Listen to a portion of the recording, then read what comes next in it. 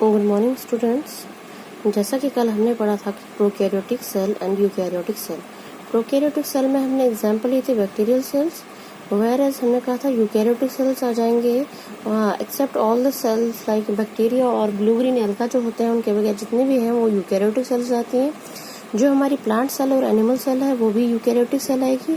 सो सबसे पहले हम लेंगे प्लांट सेल का थोड़ा स्ट्रक्चर का आपको आइडिया देंगे। सो यहाँ आप देखेंगे जो ये प्लांट सेल बनाई गई है इसमें आप दिस वन स्ट्रक्चर देखेंगे, इसे कहते हैं प्लाज्मा मेम्ब्रेन, और जो इसके बाहर जो स्ट्रक्चर है इसे कहेंगे सेल वॉल। और आप एक इसमें से एक फीचर ये दिखेंगे कि इसमें जो ये लार्ज सा स्ट्रक्चर बना है इसे हम कहते हैं वैक्यूल।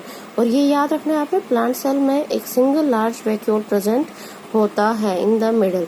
वायर एज आप देखेंगे जो न्यूक्लियस होता है it is present at the peripheral region, एक साइड में प्रेजेंट होता है, इसे हम न्यूक्लियस कहते हैं, जो कि हमारी हेरिडिटी को कंट्रोल करता है। इसमें हमारा जेनेटिक मटेरियल प्रेजेंट होता है।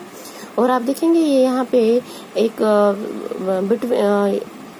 This jelly like substance present है और उसे हम साइटोप्लाज्म कहते हैं। और साथ ही साथ कुछ यहाँ पे और भी स्ट्रक्चर्स हैं जो कि साइटोप्लाज्म में प्रेजेंट होते हैं।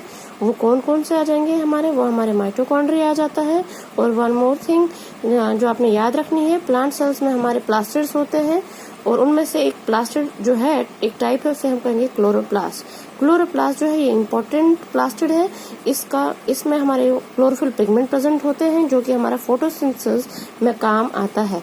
सो प्लांट्स का आपने याद रखना है वो जो क्लोरोप्लास्ट होते हैं वो किसमें प्रेजेंट होते हैं, इन दिस प्लांट सेल्स। और इसी में क्या प्रेजेंट है, क्लोरोफिल पिगमेंट प्रेजेंट होता है। whereas in animal cells it is absent। अब यहाँ बेटा आप देखेंगे यहाँ ये एनिमल सेल बनाई है, वहां आपने देखा था आउटर दो लेयर्स 2 लेयर्स थी, बट यहाँ पे आप देखोगे single layer is present and this very layer is called as the plasma membrane, also called as the cell membrane, and in the middle of the cell is present a structure called as a nucleus, and between this nucleus and the plasma membrane is present a jelly-like substance that is called as a cytoplasm. Inside this cytoplasm, various organelles are present, and they are called as endoplasm. They are known as Golgi apparatus, और जिसको हम Golgi body भी कहेंगे, mitochondria, lysosomes, ribosomes.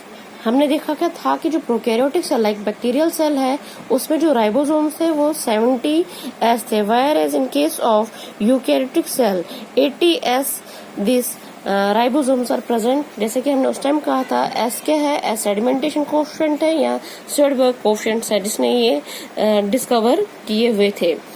तो यहाँ पे आप देखेंगे न्यूक्लियर एनवलप है, ये आउटर मेम्ब्रेन जो है ये न्यूक्लियर एनवलप है न्यूक्लियस का। It is associated with an endoplasmic reticulum, and जो ये कंटिन्यूएशन में है एंडोप्लाज्मिक रेटिकुलम के साथ आप देखेंगे these structures are present, these dotted structures are present and these are the ribosomes present on it। वो स्ट्रक्चर्स, वो एंडोप्लाज्मिक रेटिकुलम जिसके ऊपर ये स्ट्रक्चर्स प्रेजेंट नहीं है, दैट मीन्स राइबोसोम्स प्रेजेंट नहीं है, उसे हम कहेंगे SER means smooth endoplasmic reticulum. whereas वो एंडोप्लाज्मिक रेटिकुलम जिसमें क्या प्रेजेंट है, जिन पे राइबोसोम्स प्रेजेंट है उन्हें हम कहते हैं रफ एंडोप्लाज्मिक रेटिकुलम कहेंगे। अब आप यहाँ पे आपने डिफरेंस देखी, प्लांट सेल में आपने देखा large big vacuole is present in the middle of the cell, whereas आप देखोगे एनिमल सेल में न्यूक्लियस जो है प्रेजेंट होता है। वहां पे आपने देखा प्लास्टिड्स थे, यहाँ पे प्लास्टिड्स नहीं है, दैट मीन्स क्लोरोप्लास्ट था उसमें, इसमें नहीं है।